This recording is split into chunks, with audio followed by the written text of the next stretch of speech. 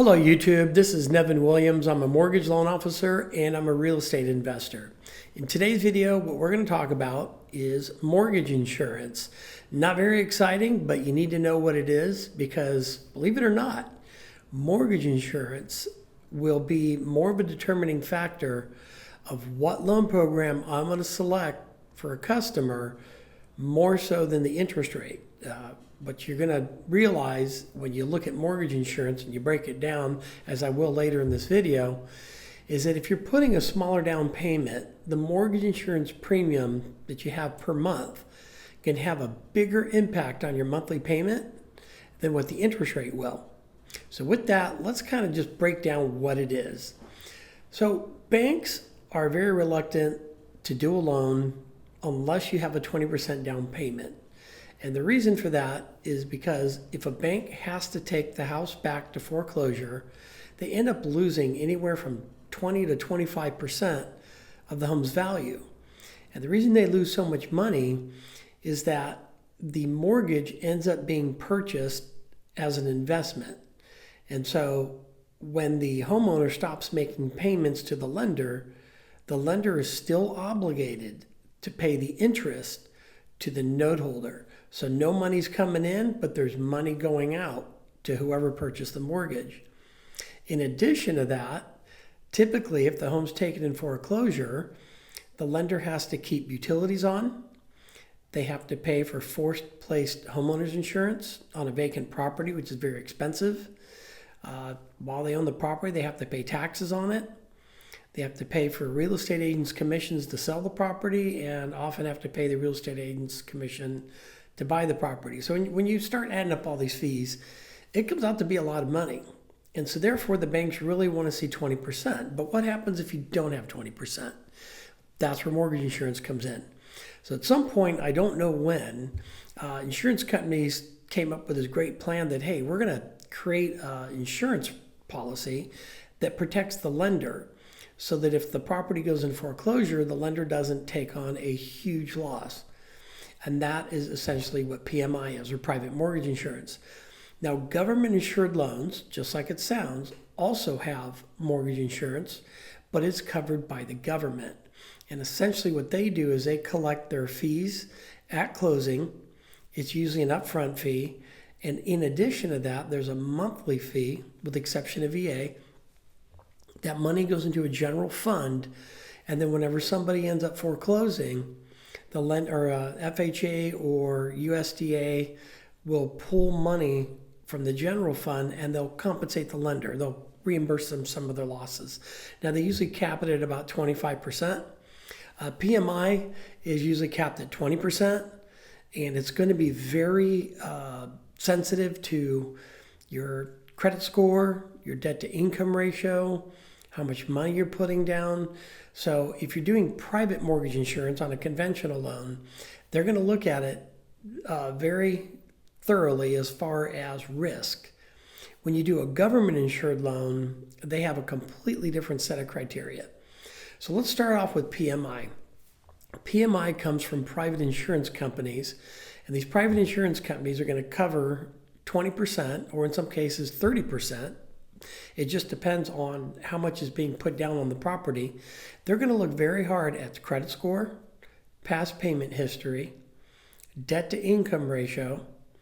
They're going to look at the loan to value, as well as the property type, and even the location. We have to put in the zip code, and all these things are going to determine how much that mortgage insurance premium is going to be. So with that, let me pull up a chart here. We're going to go over PMI first, then after that we'll go over FHA, after that we'll go over USDA, and then finally we'll talk about VA, which doesn't have mortgage insurance, but they have something similar. It's called the VA funding fee. Okay, so here we are. We have a online quote for conventional mortgage insurance, and we're going to assume that this is a purchase. I put in a zip code. Housing expense ratio means what is the housing payment divided by the gross monthly income. I'm going to use 25%. Debt to income ratio is all of the debts, the estimated housing payment, credit cards, student loans, car payments, so on and so forth. Let's use 41. If you have one or two borrowers, you can put the credit scores here. We're just going to assume it's one borrower, and we're going to say that this borrower has 780 credit, which is excellent credit. Non-traditional credit is basically a credit report that's created out of collecting some bills. We're not going to go over that. If we'll say that this customer is not self-employed, they are a first-time home buyer, they've never had a foreclosure, and they've never had a bankruptcy. The program selection is standard. Now, there's lower income options, Home Possible and Home Ready. Home Ready's Fannie Mae, Home Possible's Freddie Mac. That's a 3% down program. If your income is 80% or below the average median income for the area that you're buying. Housing finance agencies, these are state bond programs. They typically will have different rates based on your income. But in this case, we're just going to go standard conventional. And we're going to assume that the buyer's putting 5% down. And we'll say the loan amount is $300. Non-refundable, refundable. I don't want to get into that in this video because that gets confusing. It's almost always going to be non-refundable, and it's going to be declining. Fixed rate, 30-year term. If you put 5% down, the coverage amount has to be 30%. And there you go. The premium in this case would be $80 a month. Now let's go back.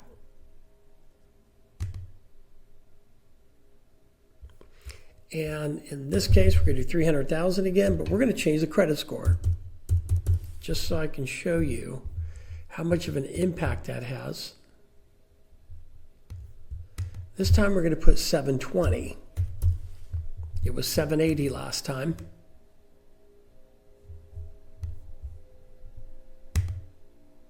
Oops, hold on. It was 25. It was 41. Sorry, I didn't know it deleted all that. 720, standard, 300. Okay, we're ready. $165. So the difference between a 720 credit score and a 780 credit score is more than double. It was $80, now it's $165. Now I'm going to go and change this. And this time, what we're going to do is we're going to drop the score to below 680. So apologize, I've got to redo this part. Housing expense is 25. Debt to income's 41.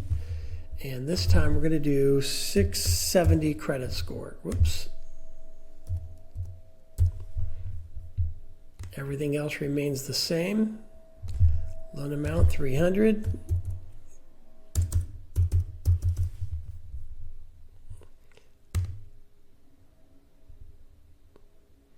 All right, so the mortgage insurance premium for somebody with a 670 credit score and the criteria I entered, $337.50 per month.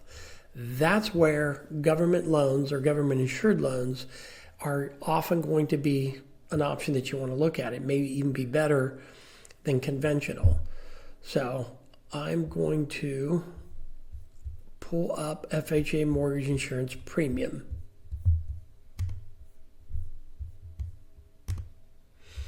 Okay, so what I've done is I put together FHA and USDA mortgage insurance premium so you can see the difference for somebody with a 670 credit score. So FHA upfront mortgage insurance premium is a one-time premium that gets collected at closing. Now, FHA realizes a lot of home buyers don't happen to have a lot of money to close on transactions, so they finance the upfront premium. In addition to the upfront premium, they also collect an annual premium. So the upfront premium is 1.75% of whatever the loan amount is. So the purchase price minus the down payment gives you the loan amount. They multiply that by 1.75%. They take that amount. In this case, it was $300,000 loan amount. So 1.75 is $5,250. They're going to add that to the $300,000. So now the total loan amount is $305,250.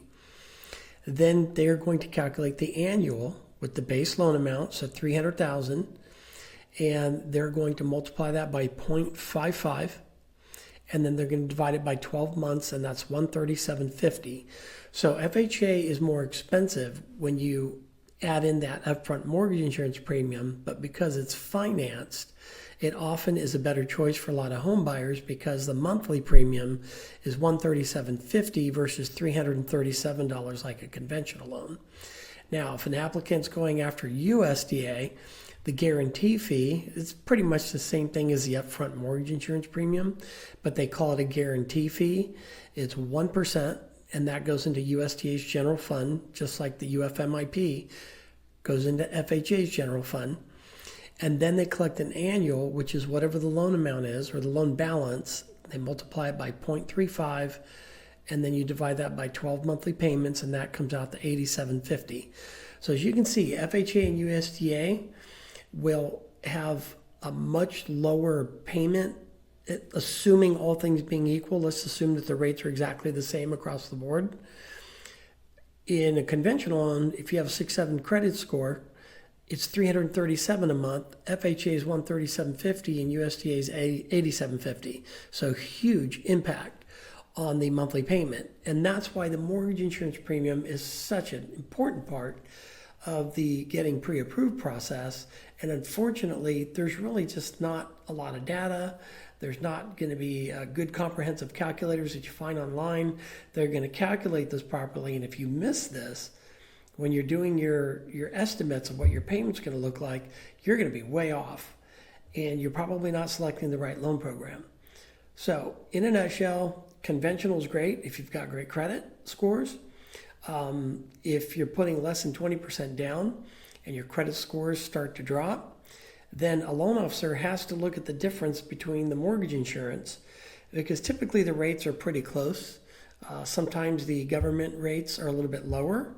So when you consider that the interest rate's lower and you consider the mortgage insurance premium's lower, even though you're paying an upfront premium, because it's financed, you're not going to feel it as much in the monthly payment. And that's where a licensed loan officer comes in, and they're able to break all these down and look at all the differences. And then they can come back and say, all right, if you want to do a home loan, this is probably going to be your best option. This is the reason why. And then they show you the monthly payment. But if you actually add up mortgage insurance over the long term, government insured loans are going to be more costly than conventional, because conventional does not mandate that you have to pay an upfront premium. And when the balance reaches 78% of the original purchase price, it automatically drops off. There's no more PMI, goes away. So over the long term, conventional is typically going to be cheaper. But because of the impact that it has on a monthly payment, if the credit score is lower and you're putting less than 20% down, sometimes government insured mortgage may be a better way to go.